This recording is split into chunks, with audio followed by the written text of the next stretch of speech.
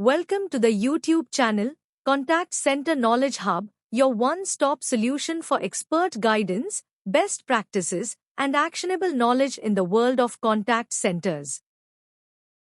Explore, learn, and enhance contact center skills. Let's map the key obstacles in sustaining performance of bill-to-pay in a contact center.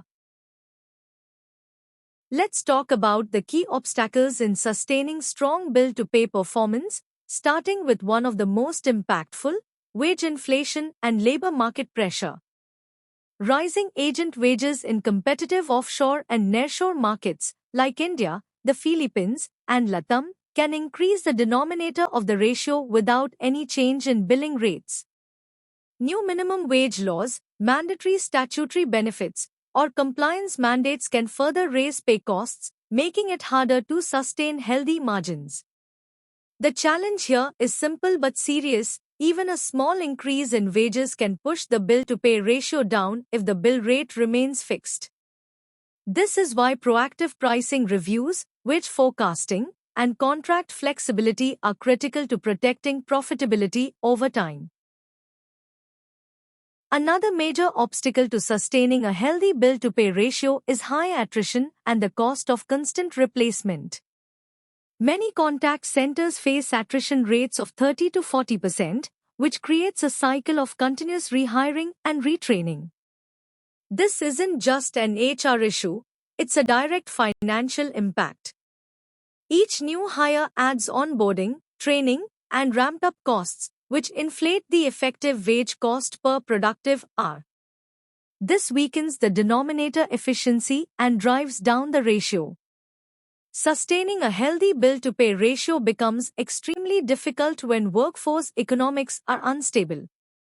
Reducing attrition isn't just about morale, it's about protecting financial performance.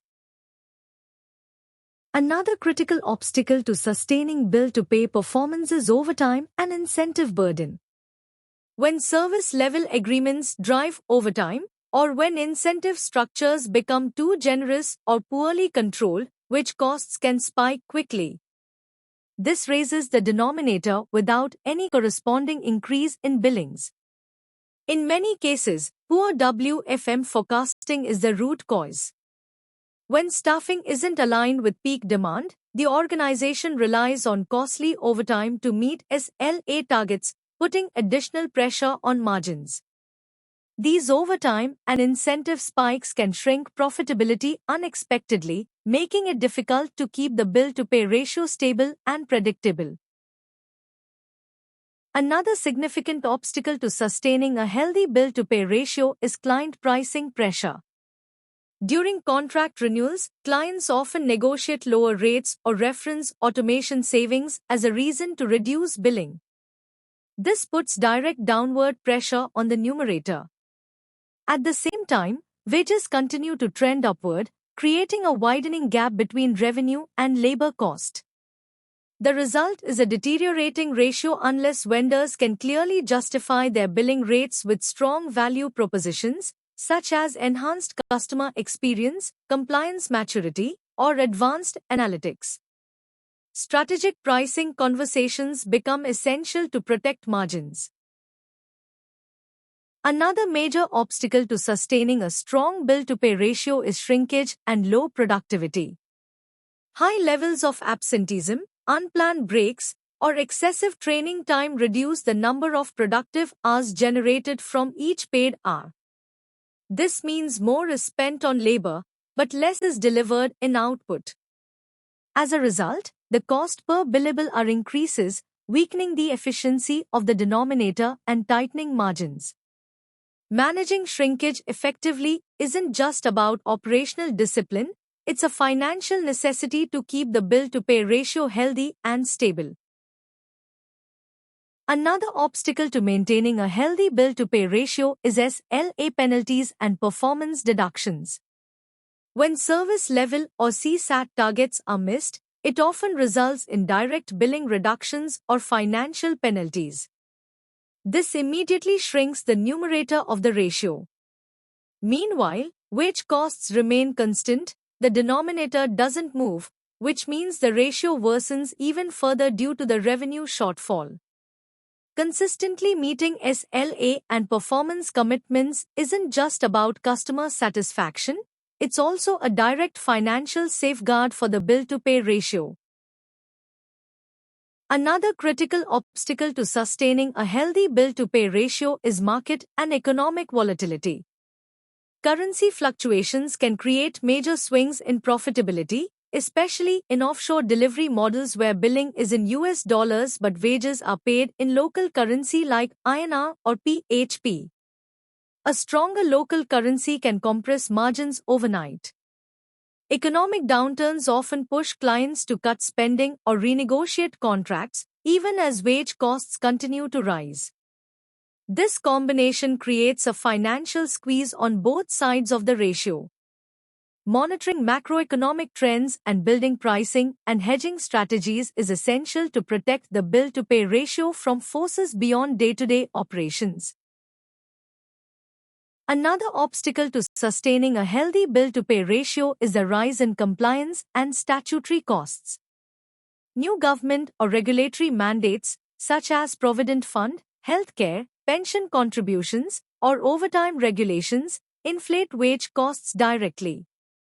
These are non-discretionary expenses, meaning they can't be avoided or delayed. And in many cases, these additional costs can't be fully billed back to clients, especially under fixed-rate contracts. This widens the gap between what's earned and what's paid, pushing the ratio downward. To protect bill-to-pay performance, it's critical to anticipate statutory changes, factor them into pricing models early, and build flexibility into contracts where possible. Another often overlooked obstacle to sustaining a healthy bill-to-pay ratio is over-automation. While AI and automation reduce wage dependency, which is great for lowering costs, they can also reduce billable revenue in per-contact pricing models. Fewer agent-handled contacts mean fewer billable units. Without corresponding pricing adjustments, for example, charging for AI interactions or shifting to outcome-based models, automation can paradoxically weaken bill-to-pay performance, even as costs drop. The key is balance. Automation should improve margins, not erode them. That requires commercial models that align with automation strategy, ensuring both efficiency and revenue integrity. Another key obstacle to sustaining a strong bill-to-pay ratio is an unbalanced client mix. Heavy reliance on low-bill clients pulls the overall ratio downward, even if a few high-value accounts perform well. These lower-margin accounts reduce the financial cushion needed to absorb market and cost fluctuations. While strategic anchor clients may justify thinner margins for long-term relationship value, having too many such accounts can erode overall commercial sustainability. A healthy bill-to-pay strategy requires a balanced client portfolio, blending strategic anchor accounts with high-value, premium billing clients to protect profitability and ratio stability.